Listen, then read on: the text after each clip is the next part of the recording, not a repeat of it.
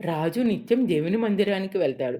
అక్కడ రాములు, సోములు అనే బిచ్చగాళ్ళు కూర్చొని ఉంటారు. రాములు ఎప్పుడూ నాకు సహాయం చెయ్యి దేవుడా అని అడిగేవాడు. సోములు ఎప్పుడూ రాజు నాకు సహాయం చెయ్యి అని అడిగేవాడు దేవుణ్ణి. దేవుణ్ణి అడగరా నీకు సహాయం చేస్తాడు, నీ కష్టాలు తీరుస్తాడు అనేవాడు సోములతో రాములు. సోములు అతని మాటలకు పగలబడి నవ్వేవాడు. రాజు ఒకరోజు ఆలోచించాడు.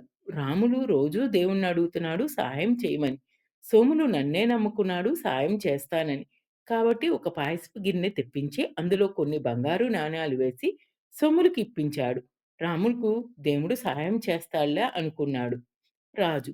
ఆ పాయసం తీసుకున్న సోములు సగం పాయసం తాగి మిగిలింది రాములుకు ఇస్తూ, "ఇదిగో చూసావా నేను రాజుగారిని అడగడం వలన నాకాయన ఇంత చక్కని పాయసం పంపారు.